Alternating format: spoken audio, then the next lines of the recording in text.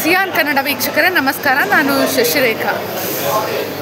ನೇಪಾಳದಲ್ಲಿ ಜೆನ್ಝೆಡ್ ಕ್ರಾಂತಿಯಾಗಿತ್ತು. ನಮ್ಮ ದೇಶದಲ್ಲೂ ಸಹ ಈಗ ಉದ್ಯೋಗ ಇಲ್ಲ ಯುವಕರಿಗೆ. ಹಾಗಾಗಿ ನಮ್ಮ ದೇಶದಲ್ಲೂ ಅದೇ ಮಾದರಿಯ ಕ್ರಾಂತಿ ಆಗುತ್ತೆ ಅಂತ ರಾಹುಲ್ ಗಾಂಧಿ ಹೇಳ್ತಾ ಇದ್ರು, ಕೇಂದ್ರ ಸರ್ಕಾರವನ್ನು ಎಚ್ಚರಿಸ್ತಾ ಇದ್ರು. ಈಗ ಅದೇ ಎಚ್ಚರಿಕೆಯನ್ನು ಕರ್ನಾಟಕದ BJPಗರು ಒಂದು ಅಸ್ತ್ರವನ್ನು ಮಾಡಿಕೊಂಡು ಈ ವಾರದಲ್ಲಿ ಉತ್ತರ ಕರ್ನಾಟಕದಲ್ಲಿ ಕರ್ನಾಟಕ ಸರ್ಕಾರ ಕೆಲಸ ಕೊಟ್ಟಿಲ್ಲ ಅಂತ ಹೇಳಿ ಜೆನ್ಝೆಡ್ ಮಾದರಿಯ ಕ್ರಾಂತಿಗೆ ವಿಜಯೇಂದ್ರ ಎಲ್ಲ BJPಗರು ಸೇರಿಕೊಂಡಿದ್ರು, ಯುವಕರನ್ನ ಸೇರಿಸಿದ್ರು. ಸರಿ, ಇವರು ಕೆಲಸ ಕೊಡೋದಕ್ಕೆ ಕೇಳ್ತಾ ಇದ್ದಾರೆ. ಆದರೆ ಇವರ ಪೀರಿಯಡಲ್ಲಿ 2023ರಲ್ಲಿ ಇವರು ಹೇಳಿದರು 1 ಮಿಲಿಯನ್ ಜಾಬನ್ನು ಕ್ರಿಯೇಟ್ ಮಾಡ್ತೀವಿ ಕರ್ನಾಟಕದಲ್ಲಿ BJP ಸರ್ಕಾರ ಹೇಳಿತ್ತು. ಆದರೆ ಅದರ ರಿಸಲ್ಟ್ ಏನಂದರೆ 0. ಅದೇ ರೀತಿ 2019ರಿಂದ 23ರಲ್ಲೂ ಸಹ ಹೇಳಿದರು ವರ್ಷಕ್ಕೆ 1 ಲಕ್ಷ ಉದ್ಯೋಗವನ್ನು ಯುವಕರಿಗೆ ಸೃಷ್ಟಿಸ್ತೀವಿ ಅಂತ. ಅದರ ರಿಸಲ್ಟು ಸಹ 0. ಅಟ್ಲೀಸ್ಟ್ ಕಾಂಗ್ರೆಸ್ ಸರ್ಕಾರ ಕರ್ನಾಟಕದಲ್ಲಿ ಬಂದಾಗ ಕೆಲವು ಇಲಾಖೆಗಳಲ್ಲಿ ಈಗ ಫಿಲ್ ಮಾಡ್ತಾ ಇದ್ದಾರೆ. ಶಿಕ್ಷಣ ಇಲಾಖೆಯಲ್ಲಿ ಮಾಡಿದ್ದಾರೆ, ಇಂಧನ ಇಲಾಖೆಯಲ್ಲಿ ಮಾಡಿದ್ದಾರೆ, ಕೆಲವು ಕಡೆ ಮಾಡ್ತಾ ಇದ್ದಾರೆ. ಇವರು ಫುಲ್ ಮಾಡಲಿಕ್ಕೆ ಕೇಂದ್ರದಿಂದ GST ಅಮೌಂಟನ್ನು ತರಬೇಕು. ಇದನ್ನು ಸಂಸದರು ಕೇಳಬೇಕು. BJP ಸಂಸದರು ಅತಿ ಹೆಚ್ಚಿನ ಸಂಖ್ಯೆಯಲ್ಲಿದ್ದಾರೆ. ಆದರೆ ಅದನ್ನು ಕೇಳದೆ ರಾಹುಲ್ ಗಾಂಧಿಯವರ ಅಸ್ತ್ರವನ್ನೇ ಇಲ್ಲಿ ಬಳಸ್ಕೊಳ್ಳೋಕ್ಕೆ ಪ್ರಯತ್ನ ಮಾಡಿದ್ರು. ಏನಂದರೆ ಇವರ ಪೀರಿಯಡಲ್ಲಿ ಇವ್ರ ಸಾಧನೆ 0.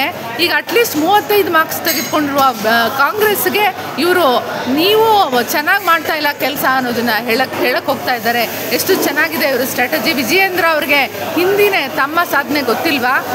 BJPಗರಿಗೆ ಗೊತ್ತಿಲ್ವಾ? ಅಶೋಕ್ ಅವ್ರಿಗೆ ಗೊತ್ತಿಲ್ವಾ? ಈ ಎಲ್ಲ ವಿಚಾರವನ್ನು ನಾವು ಪ್ರತಿ ಕಾರ್ಯಕ್ರಮದಲ್ಲಿ ಕಾಂಗ್ರೆಸ್ನ ಶಾಸಕರಿಗೆ ಮತ್ತು ಸಚಿವರಿಗೆ ಕೇಳ್ತಾ ಇದ್ದೀವಿ. ನಿಮ್ಮ ಸ್ಟ್ರಾಟಜಿ ಏನು, ಇವರ ಈ ನಡೆಗೆ ನಿಮ್ಮ ಸ್ಟ್ರಾಟಜಿ ಏನು ಅಂತ ಹೇಳಿ ಕೇಳ್ತಾ ಇದ್ದೀವಿ. ಆದರೆ ಕಾಂಗ್ರೆಸ್ಸಿನ ನಾಯಕರು ಇದುವರೆಗೂ ಮಾತನಾಡ್ತಾ ಇಲ್ಲ. ಯಾಕೆ ಈ ಮೌನ? ಯಾರಿಗೆ ಹೆದರ್ತಾ ಇದ್ದೀರಾ? ನಿಮ್ಮ ನಾಯಕ ದೇಶ ಕಟ್ಟುವ ನಿಟ್ಟಿನಲ್ಲಿ ನಿರಂತರ ಪ್ರಯತ್ನ ಮಾಡ್ತಾ ಇದ್ದಾರೆ. ನಿಮ್ಮ ಪ್ರಯತ್ನಕ್ಕೂ ಇವರು ಸುಳ್ಳು ಹೇಳ್ತಾ ಇದ್ದಾರೆ.